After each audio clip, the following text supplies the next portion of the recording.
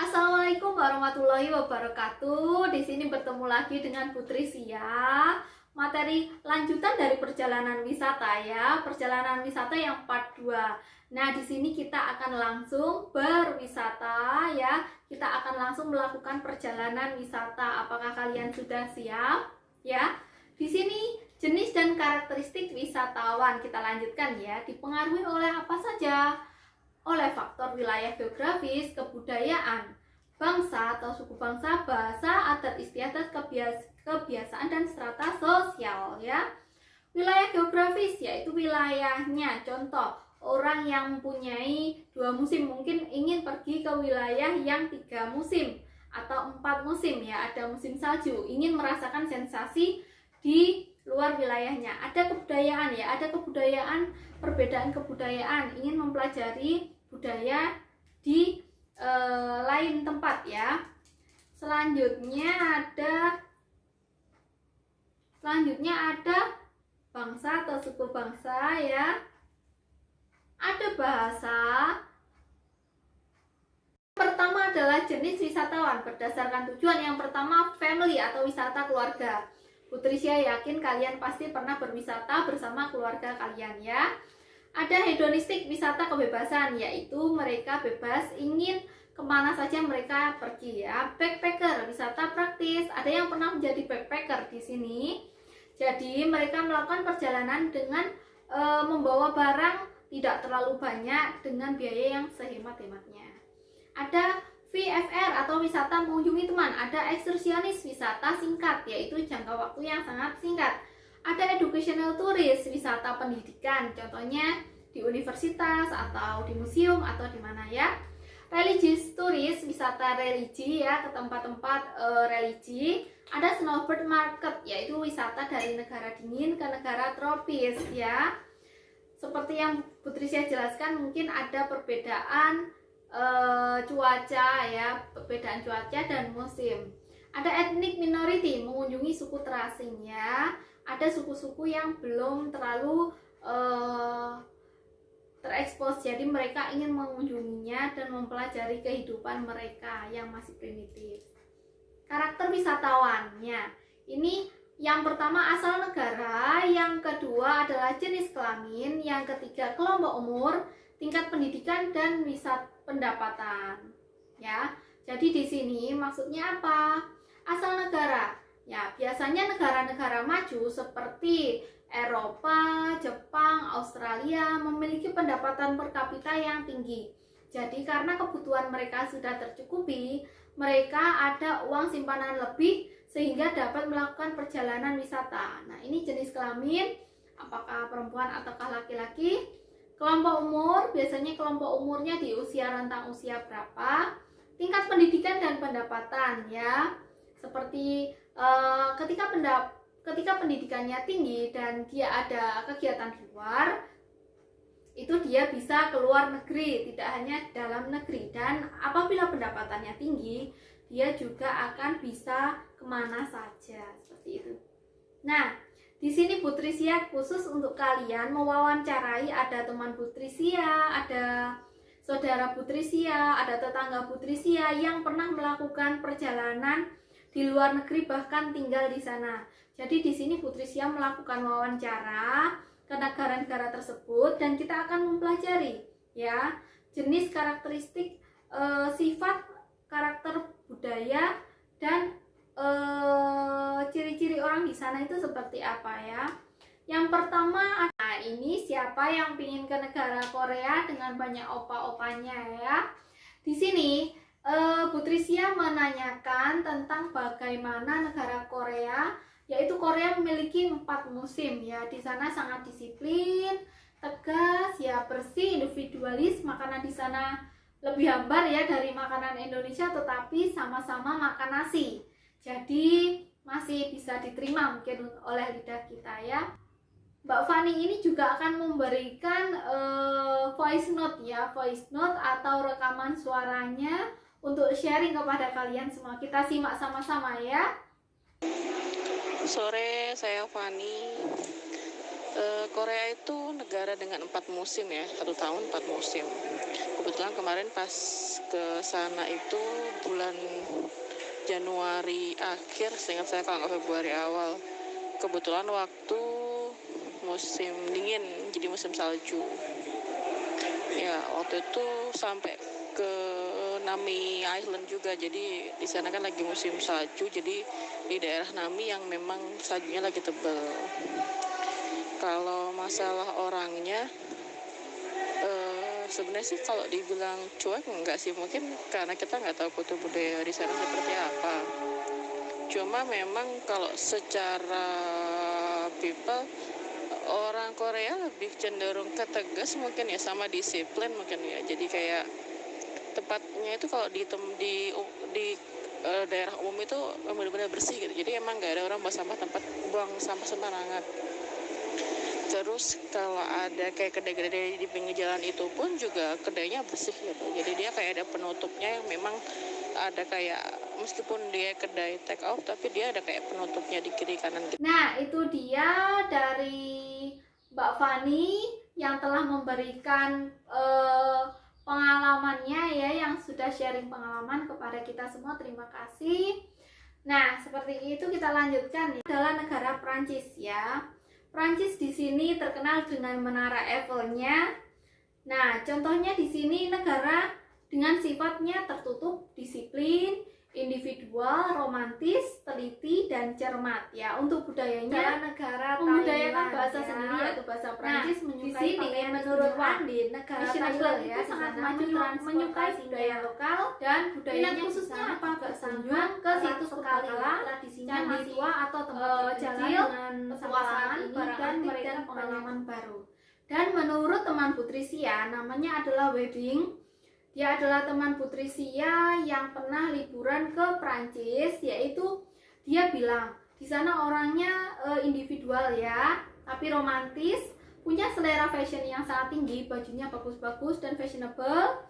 Terus yang paling tidak dapat dilupakan di sana adalah keindahan kotanya, katanya di sana sangat indah, seperti itu ya.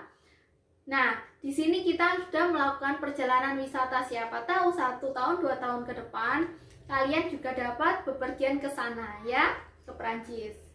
Itu adalah negara Jerman. Nah, negara Jerman ini terkenal dengan apa? Nah, di sini sifatnya bagaimana orang tersebut ya? Sifat orang Jerman itu terbuka, disiplin, menghargai, jujur, dan fleksibel. Budayanya bagaimana? Nilai kebangsaannya tinggi, menyukai kegiatan grup ya, seperti berkemah, seperti itu, mempertahankan budaya bangsa ya, mempertahankan tradisinya. Minat khususnya kunjungan ke tempat bersejarah, alam, menyelidiki budaya antar daerah, dan belanja ukiran. Nah, di sini Putri Sia tanyakan kepada teman Putri Sia, kebetulan teman Putri Sia memiliki suami yang asli orang Jerman, sehingga dia sekarang tinggal di Jerman bersama suaminya. Nah, katanya dia Jerman itu terkenal dengan orang yang ramah dan sopan ya, orangnya ramah-ramah dan sopan. Yang di luar itu mungkin katanya sangat sedikit. Menyukai kemah. Nah, ini menyukai kegiatan grup ya, seperti camping atau kemah. Dan menjalankan tradisi seperti Oktoberfest, hari bunga kol ya. Kalau Oktober itu adalah dia minum bir itu ya, maksudnya Oktober. Itu di bulan Oktober. Dan hari bunga kol. Jadi di sana ada berbagai macam bahan makanan yang dari kol ya, dari kol ada brokoli, ada bunga kol, ada berbagai macam jenis kol ya. Suka pemandangan alam, mereka sangat suka pemandangan alam, jadi mereka suka berpetualang seperti itu ya. Ini adalah menurut teman Putri Sia yang namanya Adelia. Selanjutnya ada Belanda. Nah, Belanda ini terkenal dengan bunga tulipnya yang sangat indah dan kincir ya, kincir angin. Nah, di Belanda ini sifatnya apa? Kurang terbuka dan ramah. Budayanya suka nostalgia, pesta bersama, hygiene sanitasinya sangat tinggi ya, suka kebersihan. Minat khususnya apa? Pemandangan alam dan pantai dan pola pembangunan. Nah, di sini Putri Sia tanya, ini adalah saudara Putri Sia yang pernah ke sana. Putri saya tanyakan, bagaimana di Belanda itu? Jadi katanya di Belanda itu makanannya itu banyak mengandung susu, keju ya, seperti itu. Terus terkenal dengan negara kincir angin. Jadi di mana-mana tempat wisata itu ada kincir angin. Selain untuk pembangkit listrik, juga untuk daya tarik wisata. Pemandangan bunga yang indah bisa dilihat di slide ini ya. Pemandangannya sangat indah dan warna-warni. Menjunjung budaya ya, mohon maaf, menjunjung budaya mereka melalui tempat wisata seperti tadi. Di setiap tempat wisata atau restoran, dia pasti di situ ada ciri khasnya, yaitu kincir angin, dan orangnya juga ramah seperti itu. Kita lanjut ya. Nah, yang ini adalah di Singapura. Di Singapura ini ya terkenal dengan ikonnya, ini adalah ikan dengan kepala singa ya. Singapura itu apa? Sifatnya menurut fleksibel ya, penurut budaya judi. Di sana berjudi dilegalkan ya. Minat khususnya belanja barang lokal, atraksi alam, dan kehidupan malam di sana. Nah, ini sahabat Putri Sia, Arsedi yang pernah ke sana. Menurut dia, Singapura itu terdiri dari berbagai macam ras, nggak ada yang asli dari orang Singapura sendiri. Jadi ada ras Melayu, ada ras India, ada ras dari orang Barat ya, seperti itu. Orangnya disiplin dan bersih, kerja keras dan patuh ya. Di sini dia juga bercerita bahwa wanita di sana yang mempunyai anak atau yang hamil, ketika melahirkan dia akan mendapatkan fasilitas yang istimewa. Karena kebanyakan orang di sana itu bekerja, jadi dia tidak mementingkan untuk punya anak, tapi mementingkan untuk karir dia, seperti itu. Jadi ketika ada yang hamil atau ingin melahirkan, pemerintah di sana akan memfasilitasi hal tersebut, seperti itu ya. Ya, di negara Jepang ya, sekarang kita berlibur melakukan perjalanan di negara Jepang ya. Negara Jepang, kita lihat di sini ada gunung apa namanya di Jepang? Gunung Fujiyama. Ya, di Jepang sifat orangnya bagaimana? Disiplin, malu, kerja keras ya. Terus ada kebudayaannya kebebasan dan makanan khasnya. Kalian pasti tahu sushi. Sudah terkenal di seluruh dunia ya. Minat khususnya apa? Ada tur singkat, pantai, hiburan malam hari, kerajinan lokal, dan fotografi. Dan di sini Mas Ilham ini menceritakan karena dia tinggal di Jepang dan dapat istri orang Jepang. Dia aslinya dari Pasuruan ya.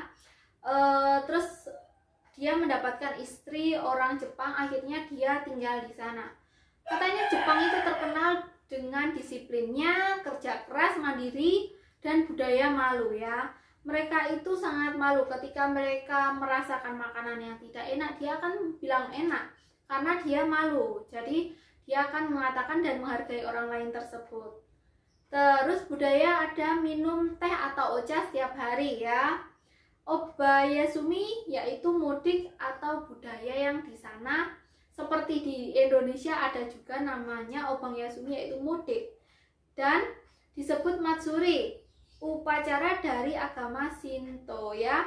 Di sini maksudnya apa? Matsuri itu adalah biasanya ara-araan seperti ara-araan budaya untuk upacara adatnya untuk agama Shinto, yaitu yang menarik wisatawan ya.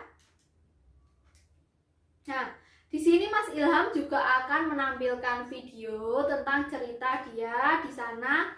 Coba kita simak ya sama-sama. Selamat. Assalamualaikum warahmatullahi wabarakatuh. Perkenalkan, nama saya Ilham. Saya lahir di Pasuruan. Jadi saya asli orang Indonesia, tetapi saya tinggal di Jepang. Sudah 2 tahun ini saya tinggal di Jepang.